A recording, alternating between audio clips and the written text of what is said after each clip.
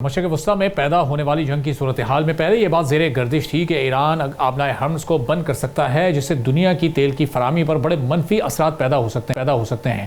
آبنائے ہرمز کی ممکنہ بندش نے عالمی توانائی منڈی میں شدید بے چینی پیدا کر دی ہے اور دنیا کی تقریباً 20% تیل کی سپلائی اسی راستے سے ہو کر گزرتی ہے۔ اب اگر یہ راستہ ظاہر بند ہوتا ہے تو اس کے اثرات عالمی قیمتوں کے ساتھ ساتھ عالمی سپلائی پر بھی پڑتے ہیں اور تیل امپورٹ کرنے والے ممالک پر اس کا فوری اثر ہوتا ہے۔ پاکستان بھی اوپیک ممالک سے تیل امپورٹ کرنے والے ملکوں میں شامل ہے۔ پاکستان میں بڑی مقدار میں خام تیل اور پیٹرولیم مصنوعات انہی خلیجی ممالک سے آتی ہیں۔ اوپیک پلس خلیجی ممالک کے ساتھ رشیا اور ایران بھی شامل ہیں۔ اب اوپیک پلس ممالک نے حالیہ فیصلے میں پیداوار میں 2,06,000 بیرل یومیہ اضافہ کیا ہے، لیکن یہ عالمی سپلائی کا صرف 0.2% بنتا ہے۔ اسی لیے ایکسپرٹس کے مطابق اس اضافے سے قیمتوں میں نمایاں کمی لانا ممکن نہیں ہو سکے گا۔ برینٹ کروڈ کی قیمت حالیہ کشیدگی کے دوران فوری طور پر ہمیں بہت تیزی کے ساتھ بڑھتی ہوئی دکھائی دے رہی ہے اور اندازے ہیں کہ شاید یہ $100 تک پہنچ سکتی ہے۔ بعض تجزیہ کار خبردار بھی کر رہے ہیں کہ اگر یہ کشیدگی بڑھتی رہی تو یہ بہت جلد $100 فی بیرل سے تجاوز بھی کر سکتی ہے۔ پاکستان کی روزانہ تیل کی ضرورت تقریباً 4 لاکھ بیرل کے قریب ہے۔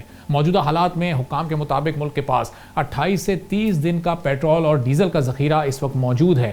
ریفائنریز نے بھی 1 ماہ سے زائد کروڈ آئل کے اسٹوریج کی تصدیق کی ہے۔ اب اس کا مطلب یہ ہے کہ شارٹ ٹرم میں فوری کمی کا خطرہ بہت کم ہے۔ متبادل راستوں کے طور پر سعودی عرب کی سعودی ارامکو کی ایسٹ ویسٹ پائپ لائن، جسے پیٹرو لائن کہا جاتا ہے، مشرقی آئل فیلڈ سے پھر یہ تیل منتقل کرتی ہے اور اس کی گنجائش تقریباً 70 لاکھ بیرل روزانہ ہے۔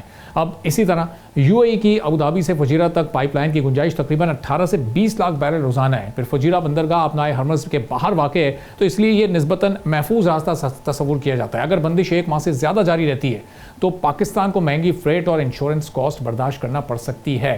پہلے ہی شپنگ اخراجات میں نمایاں اضافہ دیکھا گیا ہے۔ تیل مہنگا ہونے سے امپورٹ بل بڑھے گا، ٹریڈ ڈیفیسٹ میں اضافہ ہو سکتا ہے، جس کے بعد روپے کی قیمت پر بھی دباؤ زیادہ ہوگا۔ ان سب فیکٹرز کی موجودگی میں پیٹرول کی قیمت میں اضافے کے ساتھ ساتھ بجلی ٹیرف میں بھی اضافہ ہو سکتا ہے، چونکہ ٹرکل ڈاؤن ایفیکٹ اس کا بہت تیزی کے ساتھ سامنے آتا ہے اور پھر اس کے نتیجے میں مہنگائی میں بھی اضافہ یقینی طور پر ممکن ہوگا۔ اب لانگ ٹرم میں مسئلہ صرف سپلائی کا نہیں ہے بلکہ مالی دباؤ کا بھی ہوگا۔ زیادہ قیمتوں سے سرکولر ڈیٹ بھی بڑھے گا اور انڈسٹریل کاسٹ میں بھی اضافہ ہو سکتا ہے۔ لیکن اگر اوپیک ممالک آلٹرنیٹو پائپ لائنز اور غیر خلیجی ذرائع سے محدود مقدار میں صحیح سپلائی جاری رکھ پاتے ہیں تو پھر مکمل بحران سے بچا جا سکتا ہے۔ اسی طرح شارٹ ٹرم میں پاکستان محفوظ ہے کیونکہ ذخائر موجود ہیں، لیکن مڈ ٹرم اور لانگ ٹرم میں اصل خطرہ قیمتوں اور مالی دباؤ کا ہے۔ اب اس صورتحال کا دار و مدار ظاہر ہے علاقائی کشیدگی اور اس کی صورتحال پر ہے، کتنا بڑا یہ اور کیسے پاکستان اس میں بہتر طور پر ڈیل کر سکتا ہے اس سارے بحران کو۔ ہم اس پر بات کریں گے۔ ہارون شریف صاحب سابق وزیر ہیں سرمایہ کاری کے ہمارے ساتھ موجود ہیں۔ ہارون صاحب بہت شکریہ پروگرام کے لیے، آپ نے وقت نکالا۔ اب ظاہر ہے اس وقت جیسے ہی کوئی اس طرح کی کشیدگی ہوتی ہے ہم آئل پرائسز کو بڑھتا ہوا دیکھتے ہیں، مختلف اسٹاک مارکیٹس ڈاؤن ہو جاتی ہیں پوری دنیا کی، اور ایک معاشی طور پر ملکوں کی حالت بہت سخت ہو جاتی ہے۔ تو اب یہ حالات پاکستان پر بہت تیزی سے اثر انداز ہو رہے ہیں، کیسے ہم آگے نکل سکتے ہیں ان حالات سے؟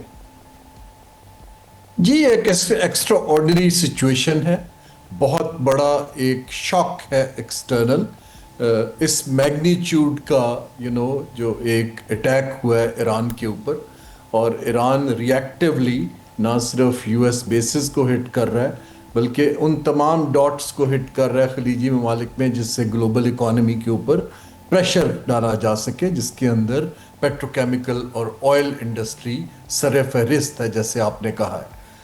جو میں ابھی تک تجزیے دیکھ پایا ہوں یا انٹرنیشنل لوگوں سے بات کی ہے، وہ 20% تو پرائسز کے اندر انکریز ان اینی کیس دیکھ رہے ہیں اگر یہ پرولونگ نہیں بھی ہوتا ہے۔ 20% کا مطلب یہ ہے کہ تقریباً $100 کے کروڈ چلا جائے گا۔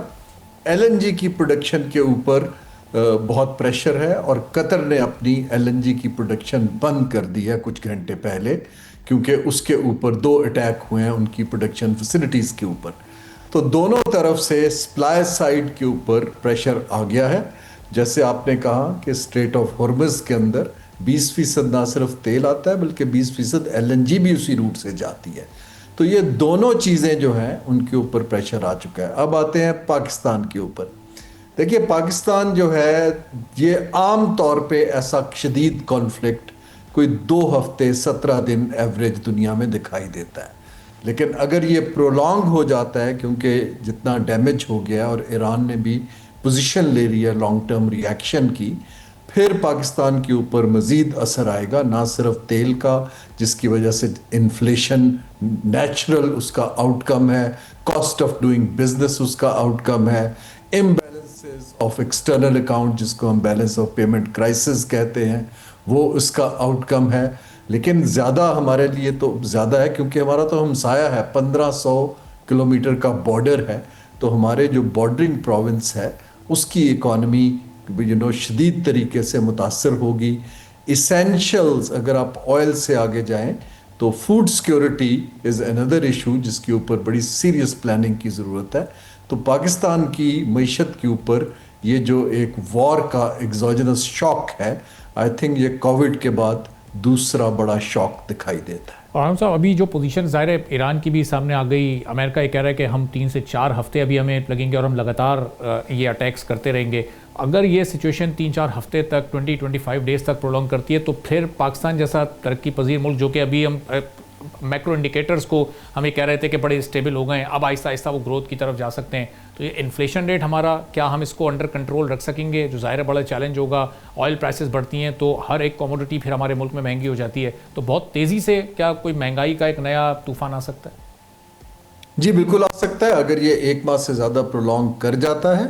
آپ دیکھیں انسرٹنٹی کی پرائس تو آنی شروع ہو گئی ہے، انویسٹرز نے پوزیشنز جو لی تھیں اس سے نکلنا شروع کر دیا ہے، پاکستان سے بھی گلف سے بھی. پاکستان کے بہت سارے بزنسز ہیں جن کا گلف کے اندر بزنس بھی ہے، پراپرٹیز بھی ہیں، انویسٹمنٹس بھی ہیں. سو اس وقت تو everybody is trying to secure their position, medium term position کو شارٹ ٹرم پہ لے جا رہے ہیں. آپ دیکھیں گے کہ کموڈیٹیز کی پرائس اوپر جائے گی بیکاز زیادہ تر لوگ کموڈیٹیز میں انویسٹ کرنا شروع کریں گے، خاص طور پہ پریشس کموڈیٹیز کے اندر، کیونکہ وہ رسک سب سے جہاں پر کم ہوتا ہے. اب پاکستان کو اس وقت چاہیے کیا؟ دیکھیے وہ تو خیر حکومت انشور وہ سمجھتی ہے، لیکن پہلے تو ایک سگنلنگ بہت ضروری ہے کہ ہم اس کرائسس پہ قوم کو اعتماد میں لیں، قوم کو بتائیں کہ ہم نے کہاں کہاں سے انرجی کے ایکسپرٹ سے رابطہ کیا ہوا ہے، گروپس بن گئے ہیں جو ودن اے ویک آپ کو ایک پلان دیں گے. لوگوں کو بتائیں کہ آپ بچائیے فیول کو، آپ بچائیے فوڈ سیکیورٹی کے آئٹمز کو، کیونکہ فیوچر کے اندر اس کی شارٹیجز ہو سکتی ہیں اگر وار بڑھ جائے. تو ایک تو اعتماد پہ لینا نمبر 1. دوسرا بڑی ایک کنٹینجنسی ایمرجنسی پلاننگ کی ضرورت ہوتی ہے ایسی صورتحال میں.